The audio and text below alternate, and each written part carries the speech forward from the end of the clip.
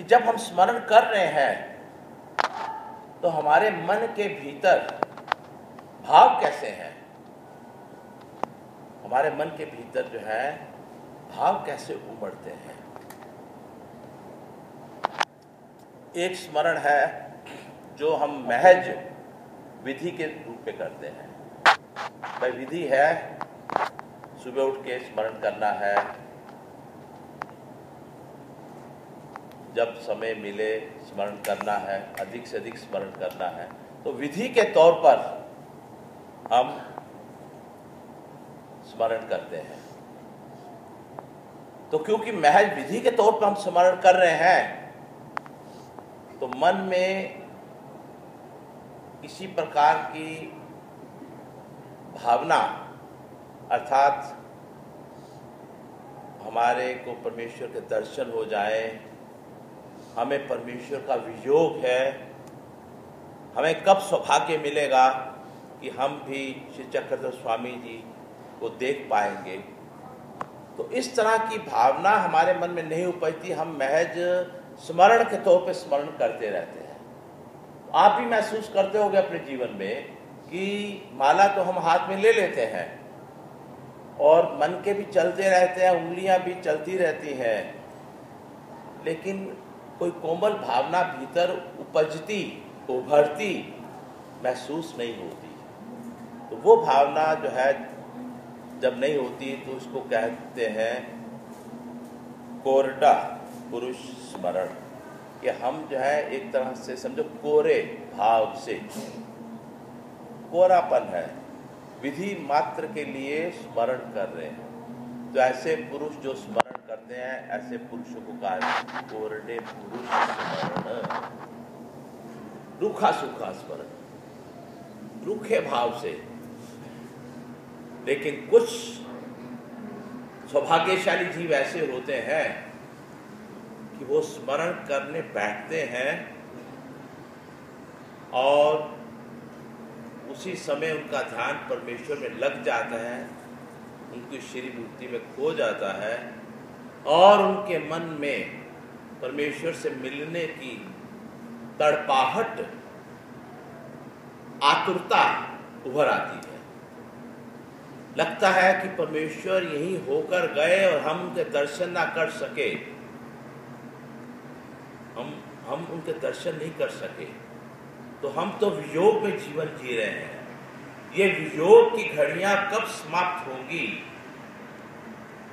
ये जो हमको अप्राप्ति हुई है, सौभाग्यशाली जीवों को तो प्राप्ति हुई, उनके दर्शन हुए, लेकिन हमें तो अप्राप्ति। तो अप्राप्ति निमित्त के दुख ऐसे व्यक्तियों के मन में उभर आता है और उसका प्रभाव क्या कि आंखों से आंसुओं की झड़ियां बहने लगती हैं। इधर स्मरण चल रहा है और आंखों से जो बूंदें जो है तप तप बह रही हैं।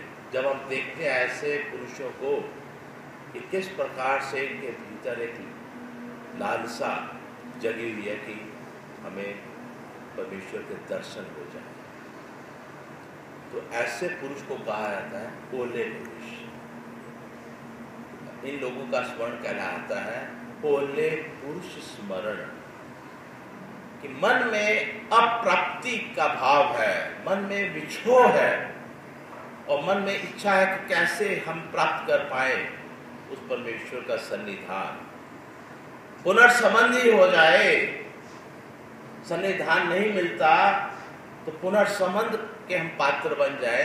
इस जन्म में तो नहीं, लेकिन अगले जन्म में परमेश्वर हमसे ऐसी कोई क्रिया घड़वा ले कि हम जो है उसके दर्शन के हकदार बन जाए, हमें सन्निधान मिल जाए। ऐसे सौभाग्यशाली जीव जो हैं ओले पुरुष कहलाते हैं। तो हमारे मन के भीतर भी ऐसा ओलापन, ऐसे ओले भाव आने चाहिए।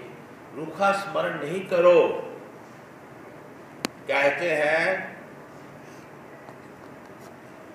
कि ज्ञान है हमारे पास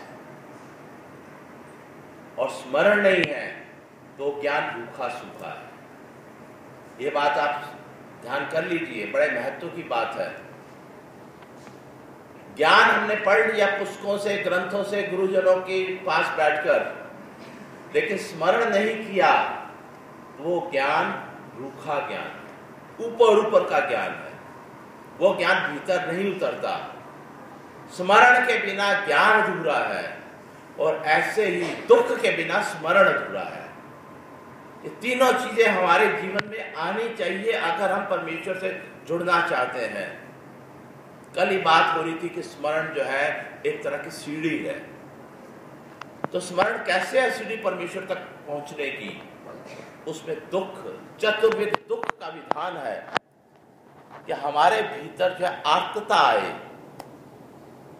तो दुख हो स्मरण में, तभी वो स्मरण जो है हमारे उपयोग का है, तभी वो हमें परमेश्वर के साथ जोड़ता है। और वो दुख पूर्ण स्मरण है तो ज्ञान जो है फिर हमारे उपयोग में आता है। कहते हैं ज्ञान में दिव्यता आती तब है जब दुख पूर्वक स्मरण भी किया जाए साथ में। अकेला ज्ञान हमको कहीं नहीं लेके जा सकता। अकेला ज्ञान जो बाहर का है, वो एक तरह से समझो बाहर की क्रिया है। तो बाहर की क्रिया जब तक हमारे भीतर नहीं उतरती तो हमको कैसे हिला पाएगी? बर्फ की तरह अगर हम अंदर से जमे हुए हैं तो उस बर्फ का कोई लाभ नहीं है, उससे किसी को शीतलता नहीं है। तो बर्फ पिघलनी चाहिए दुख से, दुख रूपी अग्नि से। दुख जो है एक ज्वाला है, स्मरण जो है एक ज्वाला है। वो ज्वाला जो है जो हमारे भीतर एक बर्फ से जमी हुई है, हम काष्ठ की तरह जैसे निष्प्राण बैठे हैं। तो वो स्मरण किस काम का? स्मरण वो जिसमें हमको दुख महसूस हो, अप्राप्ति का दुख। परमेश्वर हमें आप कब प्राप्त होंगे, तब देखना। जब हम ऐसा दुख पूर्ण स्मरण करेंगे तो जो थोड़ा बहुत ज्ञान हमारे भीतर है उस ज्ञान में दिव्यता उभर आएगी। अभी हमारे ज्ञान में कोई दिव्यता नहीं है, इसलिए हमारे ज्ञान का कहीं कोई प्रभाव नहीं होता।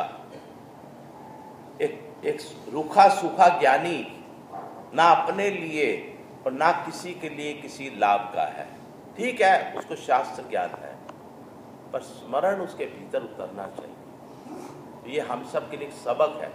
और स्मरण में दुख, स्वामी जी ने इसके लिए दृष्टांत दिए। स्वामी जी कहते हैं कि जैसे एक कुत्ता है।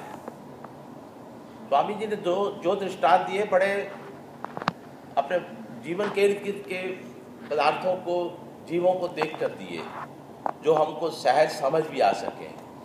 दृष्टांतों का मतलब यही है कि जो गूढ़ा ज्ञान हमारे भीतर नहीं उतर सकता, उसको हम सरल पदार्थों के उदाहरण से, प्रतीक लेकर, रूपक लेकर हम उनको समझ सकें।